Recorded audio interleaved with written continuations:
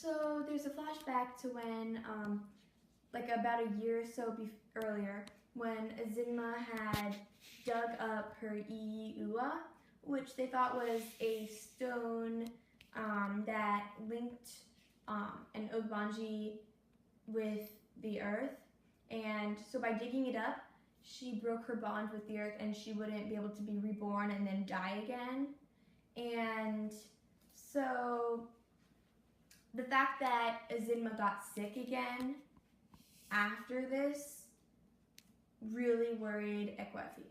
But Okonkwo was sure it was Iba fever, and he made a remedy and then cured Azimma. And then there's a trial, and it's another way that Achebe is able to kind of compare and contrast, like show similarities between the Western and Igbo traditions and like upholding law. And so here we have the Egwuwu, which they are like the spirits, and there are 9 of them, and they judge the people, and both sides of the cases are allowed to give their position, and then the judges decide on the verdict.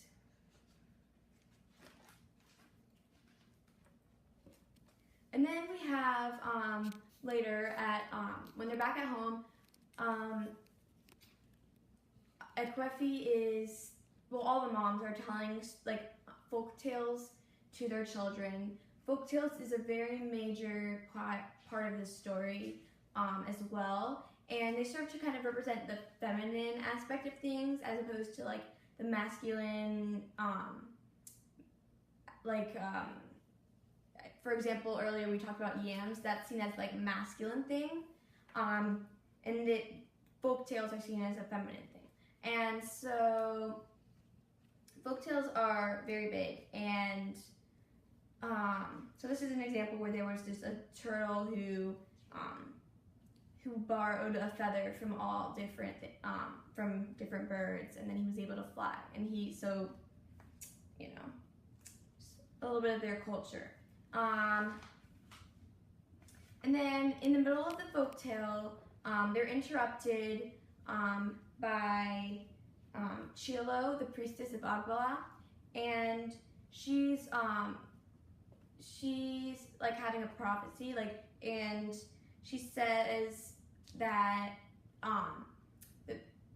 Agbala wants to speak to Azimma, and so Ekwefi's like really worried. She doesn't want Azimma to go by herself, but Chilo says like, how dare you, you're speaking to a god, you can't do that, blah blah blah.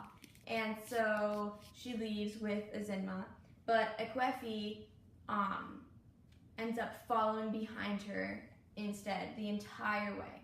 And